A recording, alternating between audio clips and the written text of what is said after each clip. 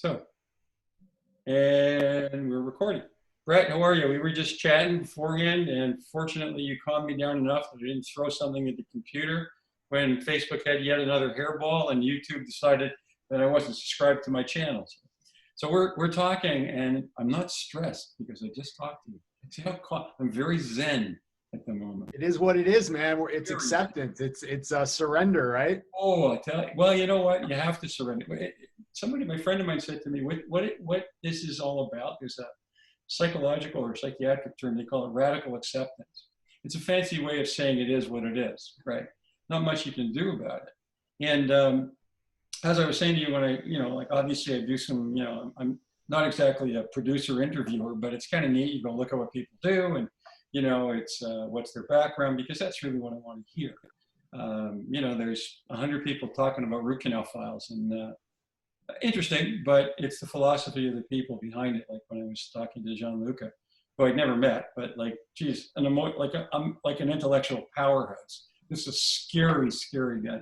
I had a session with him about a month or so ago. Oh, did you? Access Endo. Yeah, he's one of my faculty, and phenomenal guy. I was so excited when I saw we were on the same announcement. I sent him a message. I said, "It's great to be in the company of greatness." So well, he's what the joke was. He was born when I went into endo or graduate. I don't remember what it was. So it's like talking to my son, right? And it was like, oh my God, like, and what he's doing, and this passion. Like Italians talk quickly. I guess I don't want to stereotype them, but they're like, I talk with my hands, whatever. But you could just see the wheels turning when he was talking. Like he just had it down. There wasn't a misstep, not a misstatement. It just, the philosophy flowed out. And that's why I started to do this, because that's what I wanted to see. It was interesting. I can read his stuff, look at his cases, look at his endo channel, but so who is it? And that's why it was kind of fascinating when I started looking at what you're doing.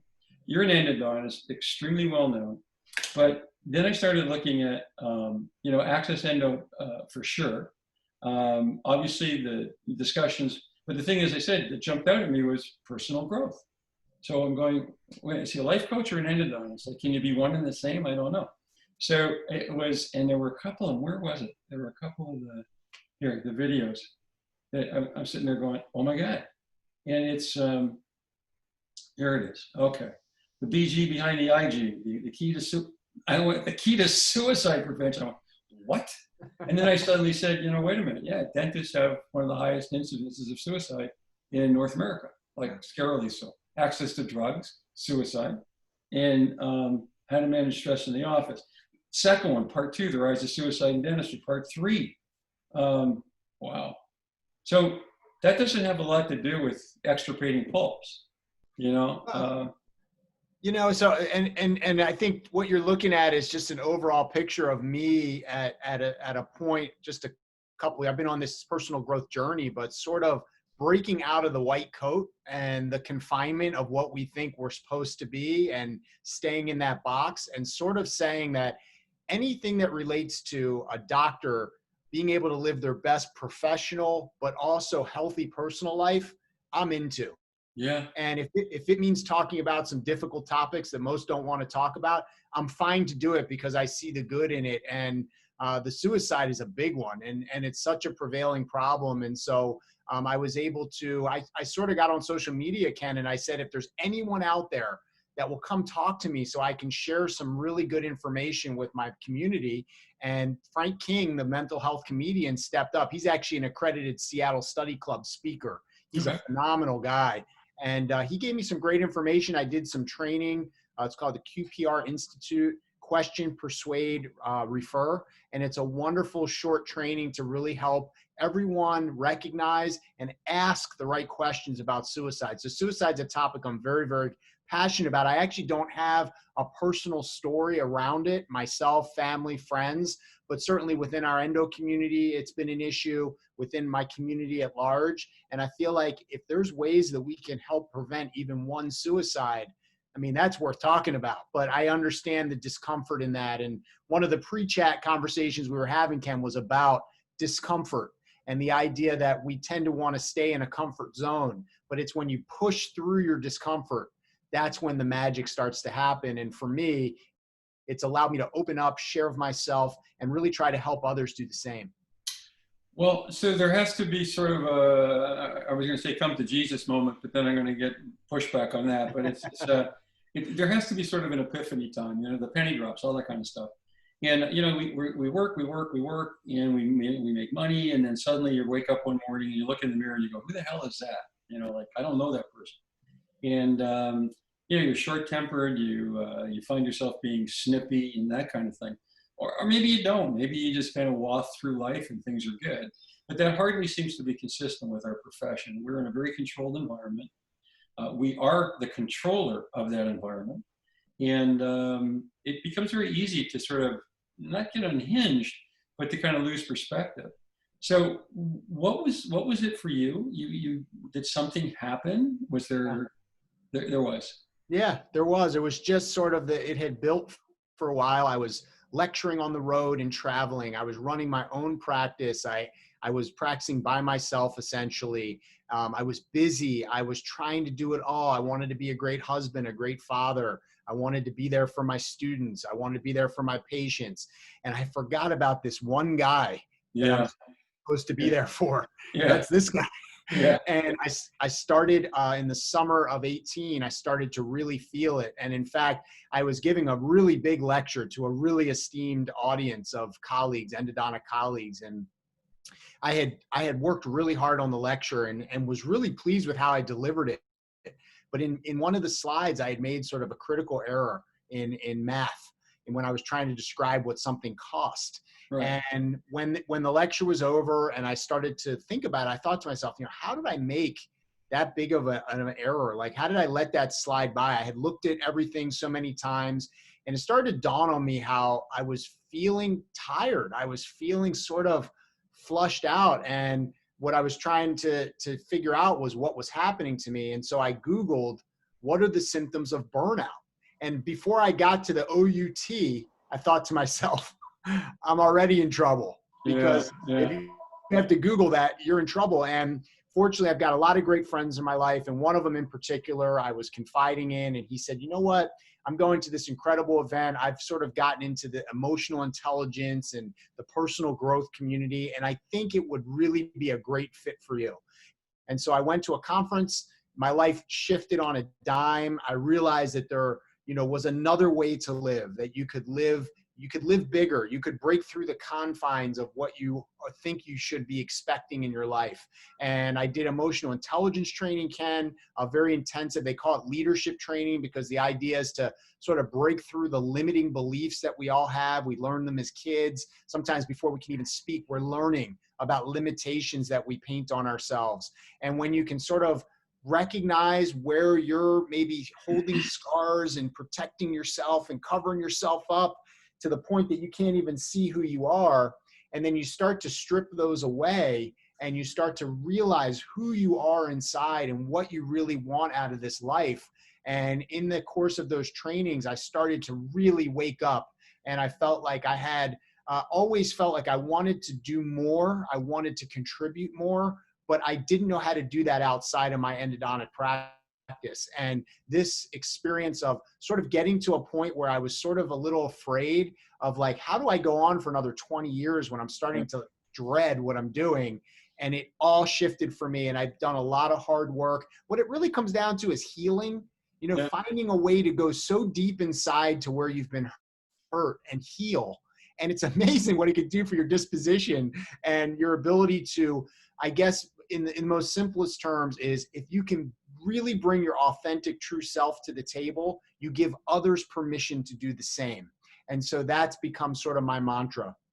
Well, it's interesting because, from a standpoint of giving permission to yourself is a thing that so many of us don't do, right? You want to be happy, you want to self-care, you want to feel self-compassion. But the problem is you say, well, I got obligations. I got to do this. I have to, deal with my referrals. I got to look after my kids. You don't allow yourself the luxury of saying, you know what? This guy needs to be looked at, or woman needs to be looked after. I would imagine, is there a gender difference in this, do you think? Do you find that there's a disruption because if you're a female practitioner, male practitioner, the demands are different, or is that being a little off kilter? I don't know. It's because, I mean, I'm honestly, I think for our female counterparts, the demands are almost greater, you know, Yeah, and yeah. being a mother and things like that. But I would say in general, men have been taught, boys have been taught to suck it up and to be tough and to, you know, dig in, and you sort of push your own genuine feelings aside. And so expression, being able to cleanse yourself, like let's say getting a good cry. I mean, I couldn't cry for years. Now, if I can get a cry, I jump for joy to clear it all out emotionally. And so I feel part of my mission at this point is I want to help dentists learn how to do endo better. I want them to be able to have the ripple effect of helping many, many patients save their teeth. But I think in order for us, and we're seeing it now, unfortunately, with the breakdown of our healthcare system, seeing our doctors struggle so mightily, is that I really feel that the emotional intelligence, the personal growth is so fundamental for the doctor that we can't be our best. We can't show up in the operatory or the operating room or what have you when we are struggling ourselves. Right. And so I think that that's a real big focus for me, is to open doors, to welcome doctors into this world that I've discovered, and to go through even just a shade of what I've done as far as my own work, and be able to start to feel better and just feel like you can live in a different way, through a different mindset, see the world through a lens that allows you to see possibility instead of limitation. So I'm looking at the overlap, and what I'm trying to figure out here is there definitely is an overlap in terms of the areas of focus that you present on your workshops and presentation. And so even the way you describe it, energized endodontics, which I thought was pretty cool, right? You know, like you're obviously a very high energy guy, but you do it in a very sort of mellifluous way. You know, your cadences, you know, you were walking the walk and talking the talk, which is pretty cool, right? Like a lot of people can't do that because it isn't real, but you know, you can kind of figure it out. So so CBCT, again, I mean, I love the way you phrase it, right? Energized endodontics, CBCT, a view from the inside. I mean, Jesus, this is clever. And so when you deal with your referral base, for example, when you deal with the people that you work with, are they accepting of this? Have they kind of learned to say, like, you know, my God, this guy's on drugs. Like, you know, what's his story, right? There was a transition. But I was very open, because where it all started for me was yoga. Yoga and meditation have been my ballast. And so I would explain, you know, to my referring doctors, my friends, that, you know, man, like I started doing yoga, I feel great. And I started to, so there was a time when I think a lot of my referring doctors started to be a little worried about me, because I was, you know, I would drive myself to excellence. I would work the longest day. I would always make sure my product, you know, the final results were what they needed to be. And if they needed to be revised to get there, I would do it, like whatever it took. And I think people saw that I was pouring from an empty cup. And when I started to show up and you could tell that I was filling my own cup, I think there was a lot of, number one, this is great, Brett. Like, I feel like you really found some type of balance in your life. But number two, where did you fill it up from? Because I wouldn't mind getting a little bit of that. And that's where things started to come into play, where I think people started to see me as a resource of, say, well, man, if Brett could do it, why can't I? And that's kind of the whole point, because we all can. It's really mindset. And this is stuff we just don't learn in school, but I'm banding together with some colleagues right now in the dental discipline to try to create some opportunities to truly engage with dentists, doctors, pharmacists, anything in the professional realm, and start to just open the door. Because our mindset is like, once you grab a hold of this, you will run with it, and it will change your life, because we can all play doctor in the office, but who are you playing at home? And if you're playing grumpy and miserable and too tired and too stressed, then life is not as good as it can be for you. So there's been sort of a repetitiveness to the questions that have been posed, and mostly because the circumstances right now are not all that different. There's a consistency. I'm a young graduate. I mean, let's part the waters on COVID, because they will part at some point in time. I'm not quite sure what it's going to look like afterwards, and I'm starting to show a little bit of concern, because there's a few anti-science lunatics out there who just say, you know what, open it up, and what, not really having any sense of the potential consequences. But that in and of itself is going to be an issue. But let's assume that Fauci and all the rest of them can kind of, you know, get the boat into smooth sailing. It's the young folks who are going to come out of this. This is why passing the baton, mentoring, it's sort of been roots, the passion of a lifetime. What's going to happen with these people? How are these young people who have massive student debt, all right, that nobody's paying for? They're gonna, if they're lucky, maybe somebody's going to knock off the interest for a period of time, maybe if they're lucky. And you know, they want to get married, they want to have a home, they want to have a family. The only problem is they got to earn $100 million, they got to earn $1 million just to pay off debt, or then they want to open a practice, but they're not really going to be able to do that. I mean, it was difficult probably pre-COVID. Can you imagine as a solo practitioner coming out and graduating, trying to open a practice in today's environment? So the DSOs are going to be all over you because they got to, you know, they're going to need workers for the field. And you're going to have a lot of people who are mentally impacted upon. Like there's going to be a lot of unsettledness. Like I went through all of this. I put through all that time and energy. I sacrificed so much. I'm in debt. And this is what I bargained. This is not what I bargained for. So what's to be done?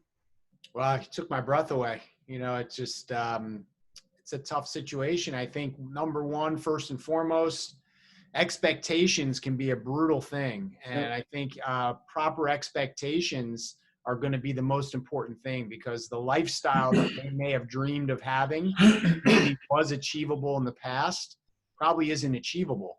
And so recognizing, you know, that you're in it, you're going to have a stable job, you're going to help a lot of people, but what you have anticipated as, you know, the fancier things in life, the perks, you know, you may have to settle for just stability. And the DSOs, I think, also need to be held accountable. I think they need to be dentist driven and dentist run, so that there's an opportunity to have a better understanding of how these doctors can be successful. You know, I heard right when COVID hit, I heard stories on Facebook and Instagram about doctors that had just opened their practice, young doctors, and now it's shut. And so it's a tough time, but I mean, we've been seeing this crisis coming for 10 years. And, you know, I've always felt sort of torn when a sharp young student comes to me and says, hey, I'm really interested in dentistry. And you just sort of get a lump in your throat and you realize the financial burdens and the chains that provides. But yeah, Ken, I think it all comes down, honestly, to just lowering your expectations on lifestyle, you know, doing what you have to do, saving when you can, and just trying to work through this debt load. Well, it's interesting because, I mean, my philosophy has always been, glass half full, glass half empty. But if you approach life with the plan B, knowing that there's a safety net, then plan A is pretty cool. You know, if you go through something and it doesn't work, and you suddenly are left standing there at the edge of the precipice going, well, what now? And you haven't planned for it, it's difficult. It's not pessimism. And it's not the negative of optimism, which is not necessarily pessimism. It's pragmatism. And I think in this particular circumstance, you're right. The expectations were way too extreme for a long time. And then, of course, you would get the story about, no, there's nothing, dentistry's golden, it's still good, there's still a future. No, that's not true. If it was, there wouldn't be this massive influx of venture capitalists and hedge fund people who were buying up dental practices, buying up dental companies. And, you know, with a hedge fund, the bottom line is it's shareholder driven and off you go. So the key right now, and the reason I'm not trying to go down this sort of negative path, it's just that what you're doing with regard to Access Endo and such, and even the other stuff that you're doing, it's a window. Like the room isn't closing in because there are doors and windows that you can't open if you really wanted to think about it. And again, it's going to come down to mentoring, because I think when you get out after this, the graduating class this year, provided they fill in the time, it's going to be scary. I mean, it's, you know, people coming out won't have jobs. Gianluca just said, no, not Gianluca, Jose Gavino said, you graduate in Spain, you come out of the dental school, and it's kind of like you end up being a Walmart greeter because there's no jobs. Wow. And so it's, I think what you're doing, and an initiative with respect to, it's not even the young dentists, it's the folks that are still out in the first 10 years who haven't really made their bones. They're still trying to clean up the mess. And so that is the up and coming generation. So if it isn't for people like you, or try to reframe thought. That group in the first 10, the ugly name is the millennials, which is nonsense, but that group will end up being jaded. And so when even when they do get out of it, do you not think that they will kind of look at it and go, you know what? I paid my dues. It's enough. I just want what I can get out of it, and the heck with everything else. And I'm done. You know, it's me. It's I, me, mine, and that's the way it's going to go down. Is that a possibility? Yeah, I mean, I think it is, because it's such a hardship. But again, it all comes down to mindset and the idea that, you know, we all are trained as perfectionists. We're trained certainly within the concept of being limited. And what I would suggest in my advice for young doctors in these predicaments would be to live in possibility. And that means that, you know, have faith in your journey, have faith that you're where you're supposed to be open-minded that a doorway, a resource, a person is going to come into your life when the time is needed so that you can continue on your journey. But it takes a lot of faith to think that way. But if you can think that way, it takes a whole lot of pressure off, because let's face it, what's in the past we can't change. What's in the future we have no control of. So all we have is now. And being present, I think, would be the most important gift that these doctors could give to themselves, to take it day by day, to be open-minded, to consider that something else could happen in their life that could change their financial position. You know, there are things that are almost like magic that could just appear for them. But if you're not prepared for that, if you're not living in the possibility, it's not likely to ever happen. So although it's a tough spot to be in, realizing that you are where you're supposed to be and just trying to manage it. And that's where I'm talking about the reduction in expectations, because maybe what you envision for your life is still going to come, but it's maybe going to come later. And right now it's about just getting out, contributing to the world with the skill that you've been trained for, paying off your loans to the best that you can, trying to find yourself in a work position where you feel respected, that you feel that you're being honored, and that you're not being forced to do too much, too quickly, too fast, you know, where the point where you start to hate what you're doing. But that's the sweet spot. So I think it's more of being open-minded, being open-eyed to finding that right position. Now, not every DSO is going to be the same. Not every mentor in each DSO office is going to be the same, but being open-minded to that, you have a right to try to find that good spot for yourself. And I think once you find that, then you reduce what your expenses are, you start to kind of grind, and next thing you know, hopefully 5 years later, you start to see the light. Interesting. You were saying that you'd opened up Access Endo, Access Endo, sorry, the Endo files. That's a whole other thing. Holy cow. Jesus, would you knock it off, man? Jesus. So you opened this up to students, you know, as a way of, so it's interesting because what Bill Nudera and I were goofing around with last night was this concept of 1-800-ENDO-HELP. But it's actually not such a goof, because if you know, kind of be interesting. The original thought was to talk to the program directors in endodontic departments around the world, or at least starting with the people you know, and say, you know, there are talking suicide prevention side, suicide hotlines. They exist. It's not unrealistic. They're funded. So by the same token, it's there are emergency dental clinics and such, but are there emergency dental clinics for dentists who have an emergency they don't know how to handle? Not really.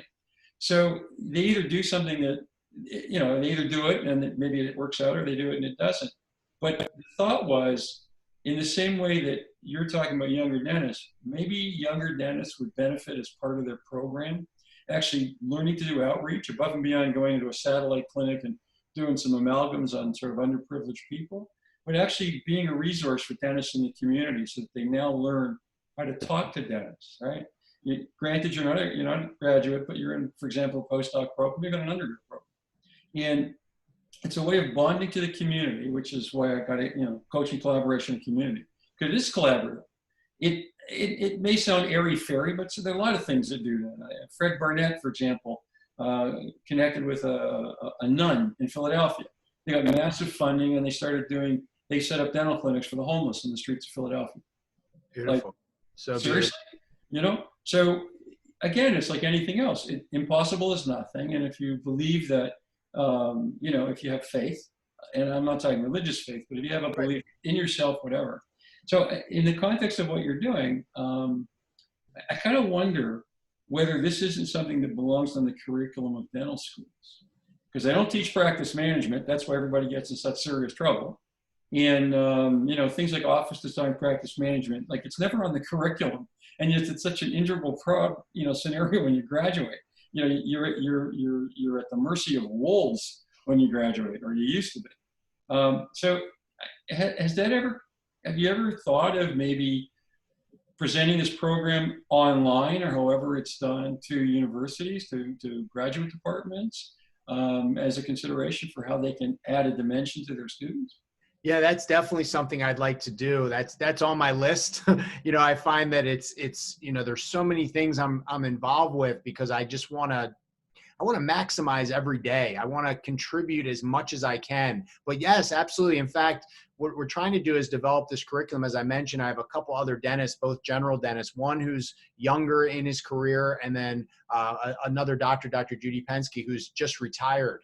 And they're both of this same sort of mindset. And we have an idea of developing a curriculum for both dentists that are in the practice of dentistry, for students. But the online, what I've built for Access Endo, is a perfect mesh with a standard curriculum. And especially right now, I guess for me, it's just been that ability to reach out to them, to have the time to do that, and to make that a priority.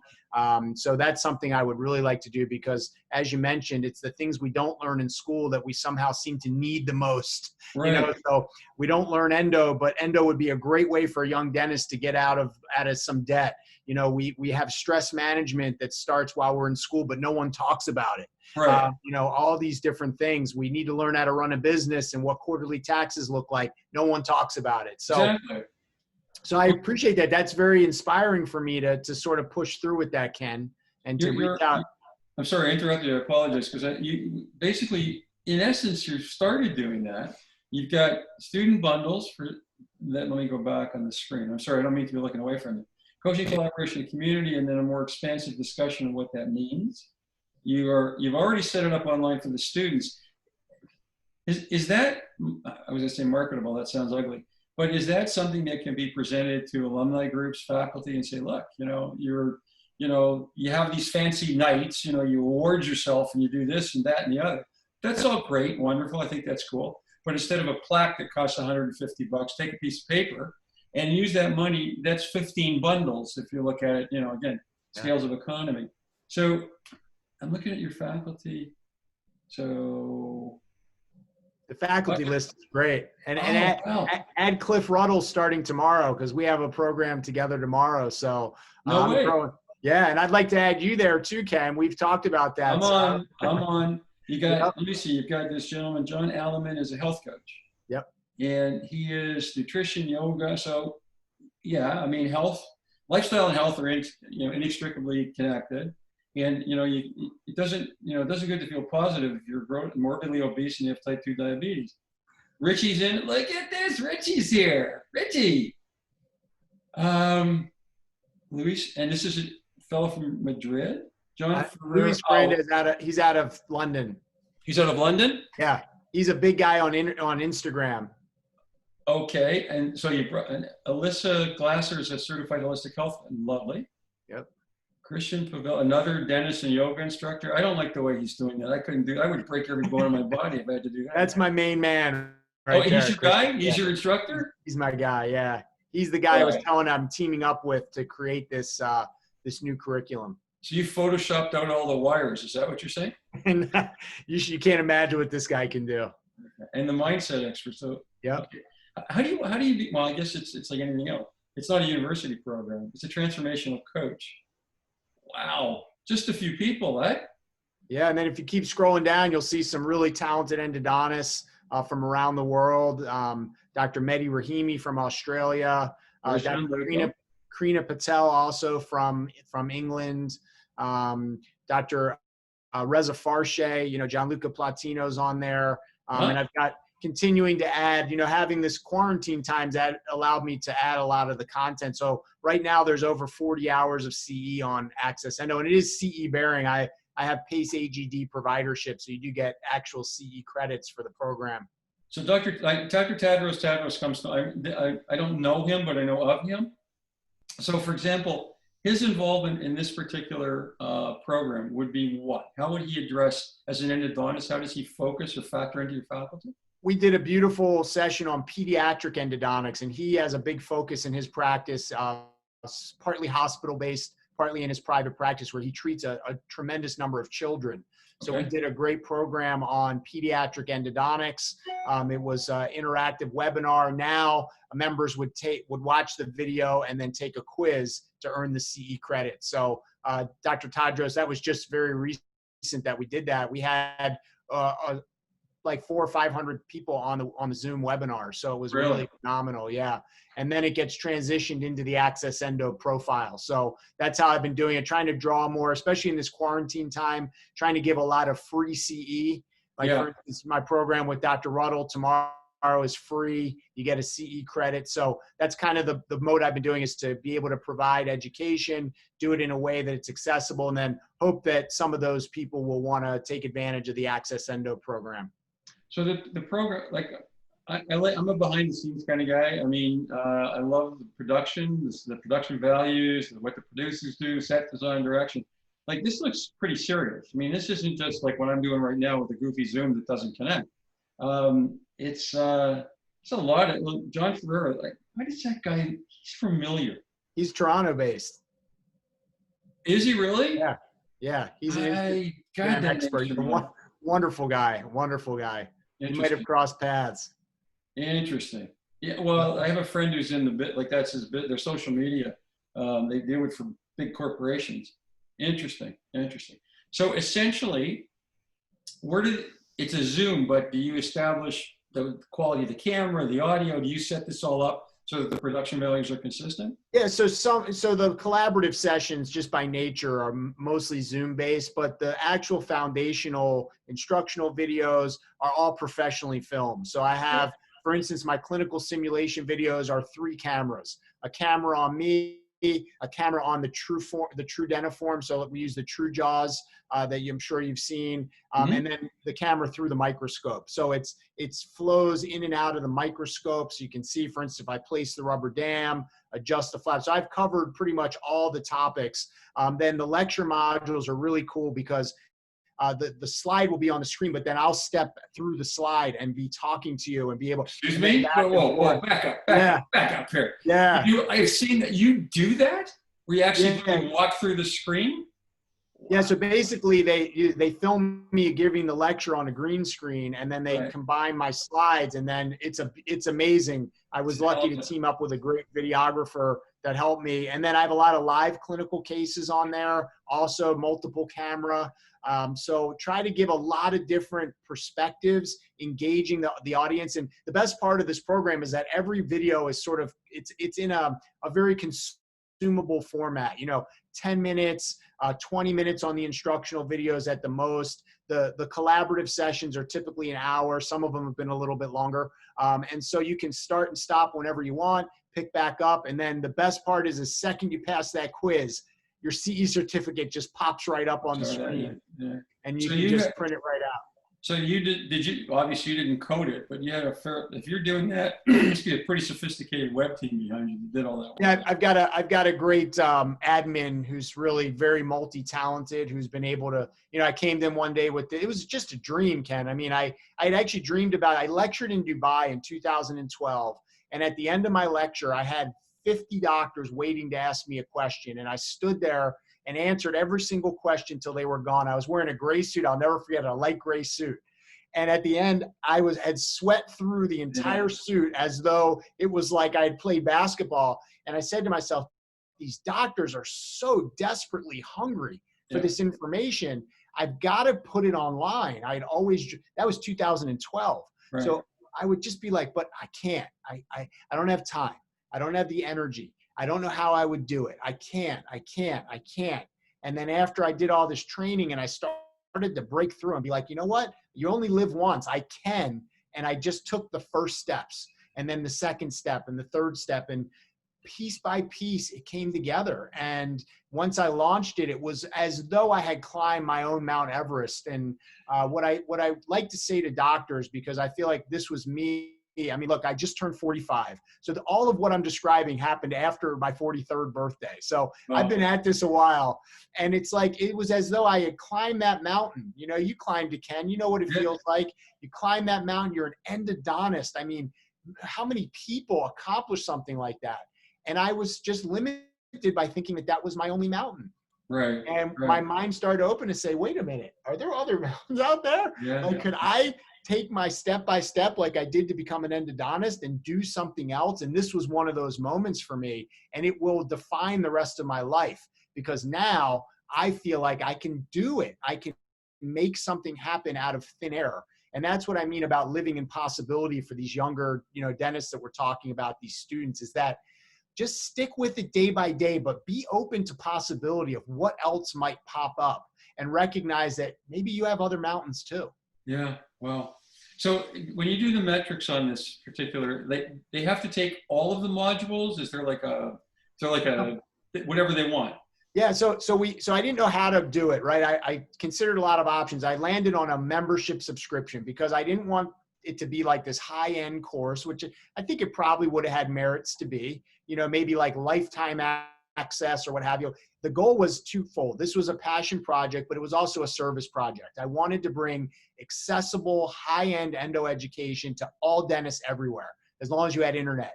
So I figured if I did a monthly subscription, you could join for 1 month, get as much out of it as you want, and be done and cancel. You know, there's no obligation. Obviously, I hope that people would stay involved because there's always more stuff going on.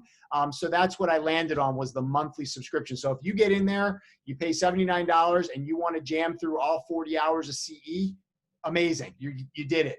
And that's kind of the idea, is that it's an opportunity to go at a self-paced, self-instruction, but I'm adding courses all the time. I've already added like 6 hours of courses in April.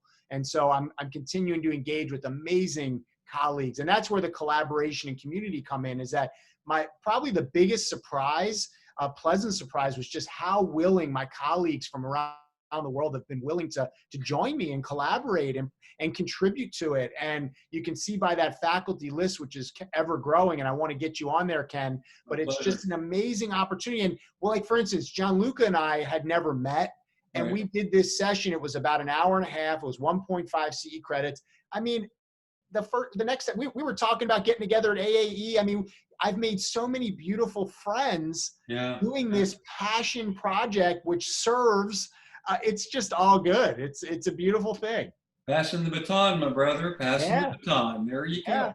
So what I was getting at was, I'm curious. The people that signed up, you obviously can do the metrics as to which of the modules were being sort of most attractive. I'm curious as to how many. These are subjects that I think a lot of dentists would kind of, well, you know, I haven't been feeling right, you know, I don't, kind of blue, kind of, you know, like it's not something that people vocalize or kind of are very forthcoming about. Do your metrics give you a sense of the sort of the areas of need? Obviously, you're monitoring it, but it would be interesting from that perspective to see. I guess you can't really do an anonymous exit poll because you know who they are, right? But it would be interesting to see what their take on this and the impact it's had by virtue of just looking at the numbers, like which units or which modules get the most hits. And it's unfortunate they wouldn't be able to tell you why or the impact that it's had. But the more I'm thinking about what you're describing, yes, the endo's pivotal, but endo is experiential. You know, it's technique sensitive. It's, you know, it's like, who said it? Somebody said the other day about, you know, being away for 2 months, like you take a holiday, you come back, you need your chops back, right? Like your fingers, you know, it's like playing the guitar, right? You know, I could play While My Guitar Gently Weeps last week, but I can't do it today. And it's kind of like, okay. So, but people take a holiday. It's like the old story, and this is why I'm fascinated by this. You take a holiday, you come back, oh, I'm so relaxed. The lines are on my eyes are gone. And then 2 days later, you look like you got hit by a truck. So it's a question of perception, like everything else. Would you just take a holiday and go have a bunch of drinks, sit by a pool and vegetate? Or did you actually do something that can every day be a holiday if you're looking at your life appropriately, you know? Yeah. And it comes down to really the most simple activity and the one that is most essential for our life source, which is breathing. And, you know, the release that you get from a drink or from whatever else you want to do, you know, that's a temporary Band-Aid.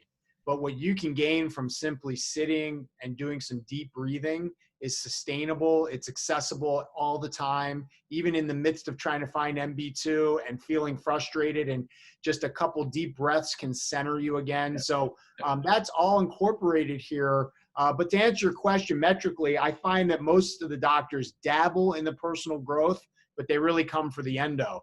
And so I'm still trying to figure out how to sort of shift that and bring a bigger focus to the personal growth. But again, it does push you outside of your comfort zone. Yes. Yes. The most popular personal growth module is the one on mindset, because when people see that, it grabs their attention.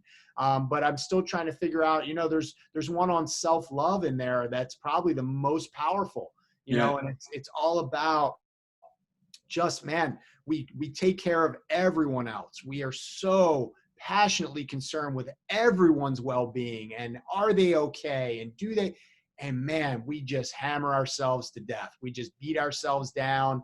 And our work, our profession of dentistry is so suited to self-judgment. I mean, it's like you can't help but judge yourself all day long. So where's the balance in that? Because I find even with the training that I've had and the practices I put into place, that there's some days, I mean, I had one just the emergency case the other day, and I was a little short on the distal number 31. And I tell you, it was bugging me. And I'm saying to myself, can't be perfect. It's not going to help.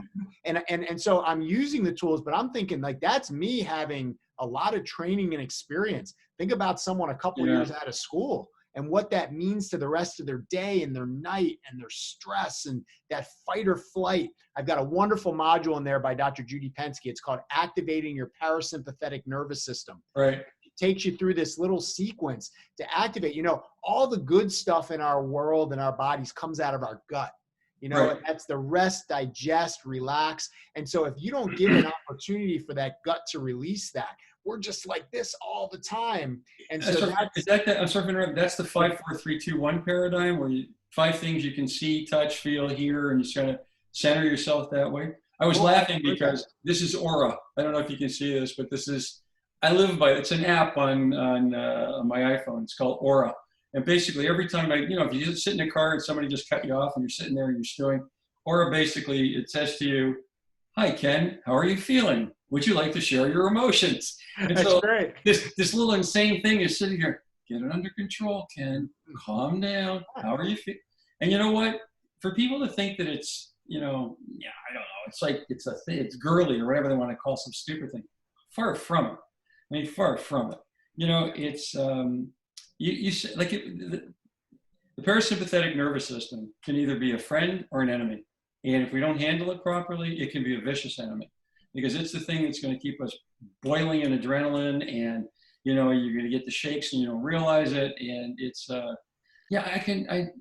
interesting. This is fascinating. And really the best part of I become just this ravenous student of personal growth is that all humans have the same exact issues. Now, I'd say that it's the same devil, different details. Right. We all have these same tendencies. And so there's so much that you can learn and apply immediately to yourself, but it just comes with some recognition. You just made a comment that was really offhanded, but it was true. You're saying it seems kind of, some men might think it's kind of girly. And that's one of the things. So I mentioned Frank King earlier, who does a lot of speaking on suicide. And he just wrote a book all about men and trying to encourage them to express yourself and to let it out and not hold it all in, because it's just devastating to you, but it's also devastating to those around you. And so when your energy is so pent up and anxious and angry, then it really has a ripple effect. So if you're going to be on this earth in our days, we don't know, right? This could be it. It could be next month. It could be in 20 years. But I sure want to emanate an energy that encourages people to feel good. And I think maybe for a little while I wasn't doing that. So that's really important to me now. It's interesting. It is definitely an ego thing. I didn't mean to be cavalier about the girly thing. It was the only thing that popped into my head. But it's valid. It's valid. That's how people think. Yeah, guys suck it up. They don't. You can't see a guy cry, because that usually means that he's got serious issues. But at least he knows how to expurgate his pain, which most people don't seem able to do. This is why people drink and do drugs and do weird things, right? But I'm going to let you go because is it dinner time where you are? No, it's early, but Early. Go look after your children. What's it like for you? You do go into the office, and like everybody else is doing, they're setting up teams. But obviously, it's giving you a chance to get this underway. What are you doing with Cliff, by the way? This is part of his not, what's he calling it? It's not on the road. It's just the Ruddle Show. The Ruddle Show, yeah. No, this is separate. So Cliff and I we met a few years back and just became fast friends. I mean, we've developed a beautiful bond. And so we've been talking a lot, and we were on the phone, and I say, Cliff, like, I bet people would just love to hear us having this conversation. We were talking about endo, we're talking about life. And so we decided we would do a live Zoom where we talked about endo and life. And we're just going to do sort of a candid conversation. And, you know, he's got so much to offer. I think he's a fine example of someone who found the right balance. Yes. You know, even when I announced that I was doing this with him, the comments that came through, you know, he inspired me. Yep. He's one of the reasons I became so I think he embodies someone who is genuinely just himself. And that's really, and I sent you as the same way, Ken. It's like, that's really, to me, the goal is to give others permission to drop the mask, show the world who you are, be comfortable with that you're being seen, and amazingly, the effect that you'll have on other people, the impact and the service that you can provide others, it's so magnified. And although I think I always tried to do that, I had a lot of things I had to heal inside. And I think we all do, right? You may not have been through some significant trauma, but you may have been through a lot of little ones that have added up, and you don't even see them. And so that's really where the concept of emotional intelligence, and that's something all the biggest CEOs have gone through it, most of the big entertainers. This is the concept because it allows you to be yourself so that you can then relate to people on an authentic level. And so I think Cliff does a great job of that. And so we're going to kind of talk about a bit of endo, a bit about what the life, just like we were sort of talking about, of what post-COVID-19 looks like, but then also about finding that balance. And still something I'm working on, I'll be honest. Like, the second COVID hit, I found myself so busy, I didn't have to, because that was my coping mechanism. You know, webinar here, webinar there. I'm still doing it. But it's also, in a way, very constructive for me, because I find, and this is something, again, I think that comes with stripping down some of these limitations, is creative expression is an amazing stress reducer. And the Access Endo, you mentioned the endo files, was that first thing that really, I turned on the camera uncomfortable and just started to produce little videos, like 1-minute videos on YouTube. And like, each little thing that I've done is built upon being able to do more and more, and being able to express yourself is one of the best ways to get out of a funk.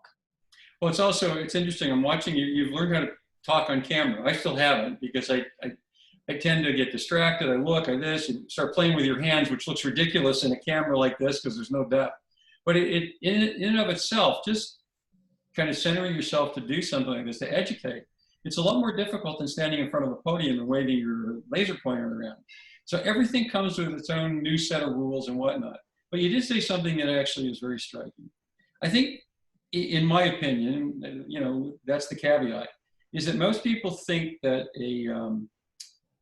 a sort of when your brain comes to a screaming halt, it's a cataclysmic event. Like, it's just one thing.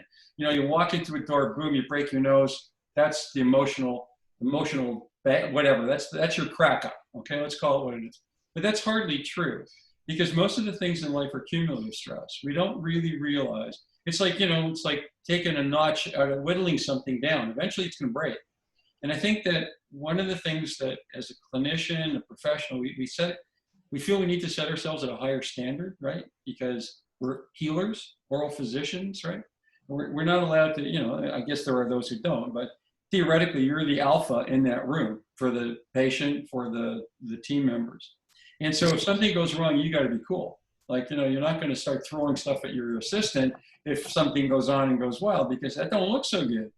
And I think at the end of the day, if you walk out of your office and you're carrying the worries of the world and all that burden on your shoulders, and you don't do something to nullify the impact, then the next day, the day after that, the day after that, the day after that, you're a time bomb. And it seems kind of unfortunate that people get to the point of suicide. before they deal with it. But the more I'm thinking about it, I don't think it's so crazy that that's one of your topics. No, a lot of people are unhappy. You see it in divorce, substance abuse, this kind of thing.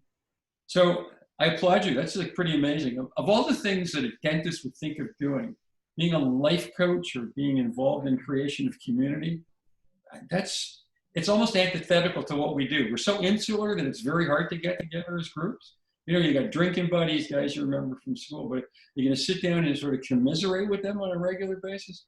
I don't think so. It's not the nature of the beast. And I think for me, that's what's been so beautiful is sort of this, I feel myself growing as a coach as I'm walking myself through life and really working and reading and listening. I mean, I'm just a constant student of this. But I think it's so important because the reality is that someone who may be suicidal, and what I've learned about that is it's not just like once in a while, like people are thinking about it all the time.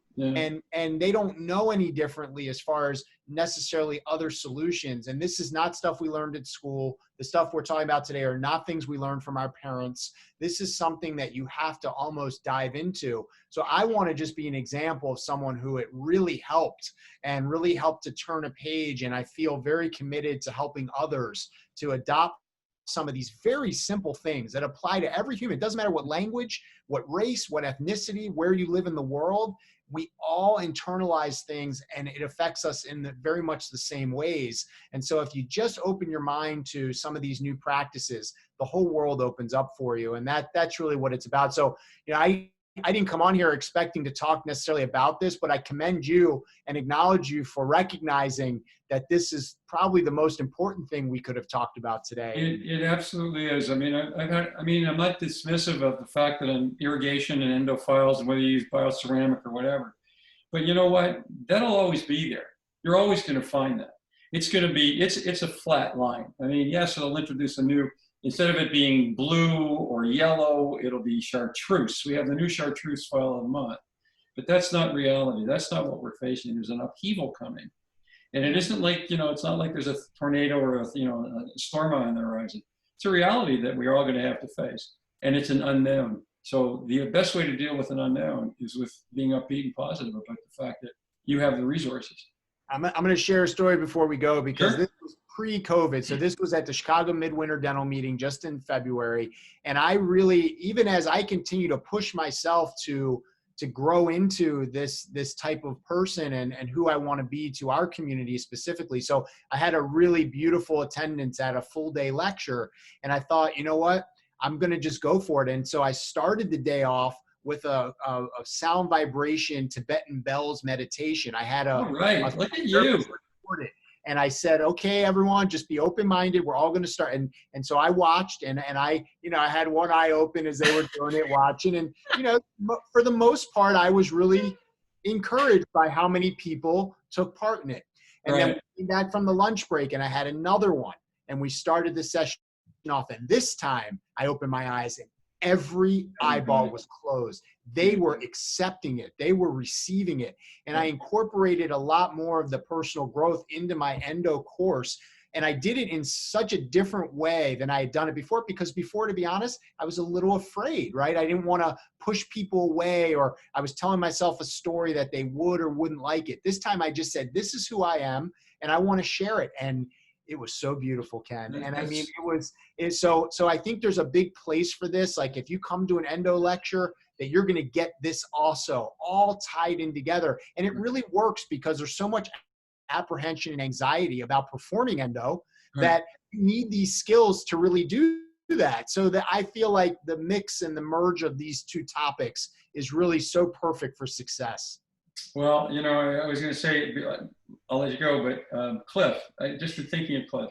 Phyllis has been with him all his life. It's sort of like the Paul McCartney model, right? Your wife is a singer in the band. Cliff has had his rock beside him throughout his career. So it kind of speaks to Cliff in a way, right? His daughter's involved in the business. It's not a family business. I don't want to call it that, but Phyllis and him have been, in the same band for 30 odd years or more, whatever it is. We're married 54 years.